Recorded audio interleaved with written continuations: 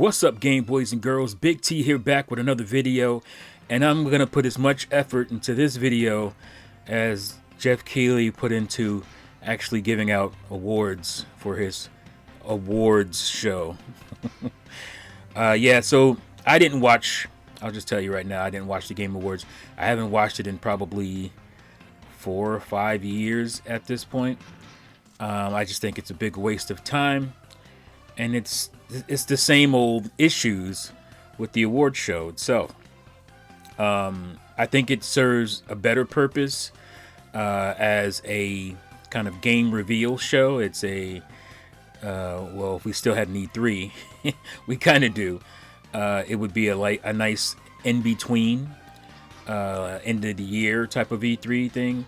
But the problem is that it's called the Game Awards, and when you call it the Game Awards, I expect to see Game Awards and them allotted some actual time, you know, because it's a celebration. It's supposed to be a celebration of the history, the year in history, specifically of gaming, what we just had, and, you know, also some legacy stuff, which you would like to see, what you see in other award shows.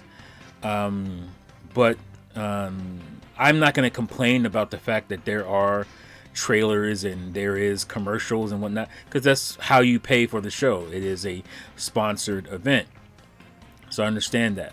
But my issue is that if you're going to do that, you have to give a good amount of time to the actual awards themselves. So a lot of people have been complaining for years now that the Game Awards is too long, and I think that would be fine if it was long because of the actual awards, but clearly it's not. So shout outs to Good Vibes Gaming. You know, if you guys are looking for some chocolate, that sounds weird. Pause. If you guys are looking to add some flavor to your network there, holla at your boy. I did actually, what do you call it? I interviewed. I went through the interview process for Game Explain, as well as what's the other one? Nintendo Life. I actually got into the final picks for Game Explain. I think I'll show you guys that video. I mean, it's been a while now, so I'll maybe throw that video up, but that's neither here or there. But shout outs to Good Vibes Gaming, because they I don't know if it was them specifically, but I watched a recent video and they talked about how little time the people receiving awards got to actually talk. And it was a combined 11 minutes. 11 minutes. Most people were starting to get ushered off around the 30-second to 40-second mark. You know, the music would start playing and a big kind of sign would say, "Please wrap it up." Would be displayed for them to see, and that is just ridiculous, because you're supposed to be, this is what the show is supposed to be about. You're supposed to be celebrating these companies and these developers who've done, you know, amazing work throughout the year. So that's disturbing. So if you look at a 3-hour show and you only give 11 minutes to the actual award people accepting their awards, not to mention the rapid fire stuff that they do, where, you know, he just kind of stands and looks at the camera and says, "We're giving this to this person and we're giving this to these guys," and blah blah blah, you know, where they don't even get to see an award in their hands. I'm sure they get it later on or something, but they don't get to walk up on stage and all that good stuff. And, you know, not every award probably needs that. I could care less about like the esports stuff. I feel bad saying that because it is a part of gaming and it matters to a lot of people, but for me it's not, you know, a big deal. But you're talking, so 2 hours and 50 minutes roughly of non-giving away game awards in your Game Awards show. That's terrible, especially when you're ushering people off when they're saying something poignant. Now I get it that you have to lock people down. What's the Kratos voice actor guy?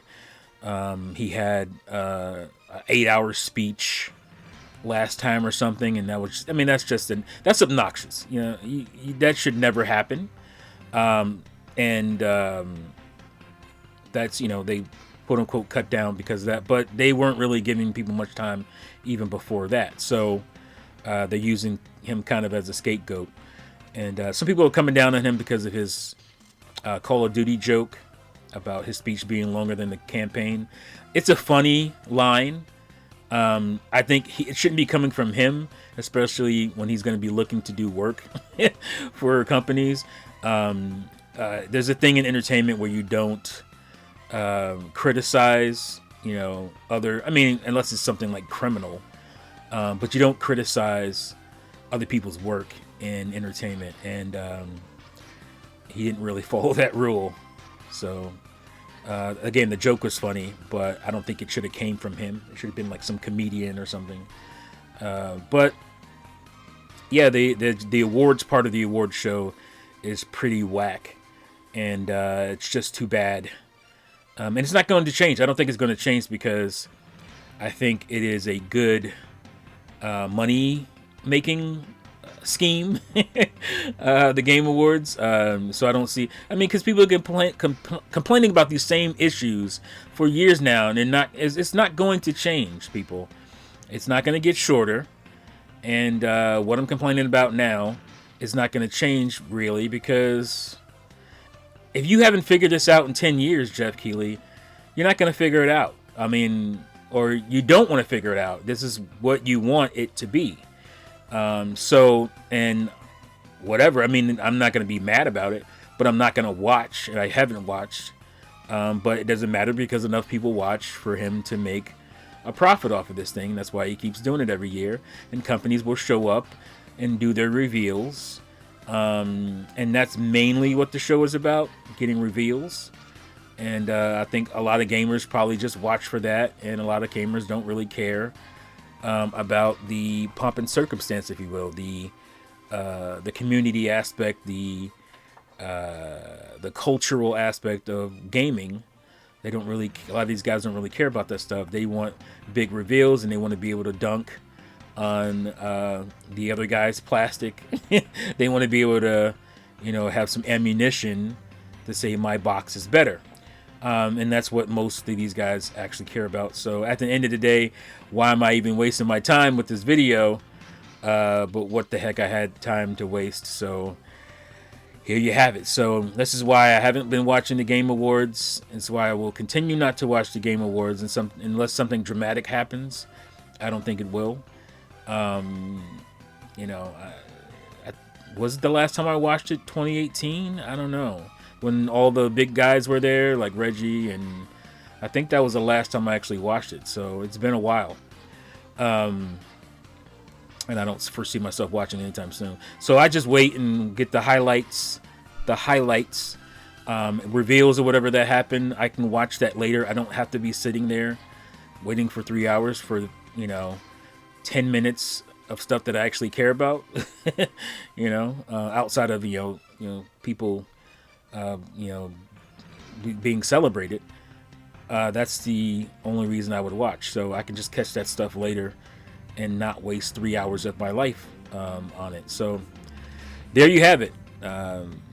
That's my take. Let me know what you guys think. Do you care about the Game Awards? Do you have suggestions that Jeff Keighley will not take because he doesn't care? He's not going to take these. He'll talk about the stuff for engagement purposes, but he's not going to take suggestions. I do before I go, I do think it's funny that Destin Legary from IGN, who denied the Xbox tax, got Xbox taxed in the face by Damon Hatfield. I like to call him Damon Hatfield. It's a funny clip. And Destin is like, he seems like he's taken aback, like he's so very surprised that that narrative is being spewed in front of his face. He seemed, it was awkward. It was awkward to see. Again, I didn't watch the whole show, but I watched a clip of that, and I just thought it was pretty funny that, he saw what a lot of these Xbox guys were talking about by his own colleagues right in front of his face. I thought it was pretty funny. But yeah, That's my video. Let me know what you guys think in the comments below. Thank you again for watching and listening, and I'll see you fools next time. Peace out.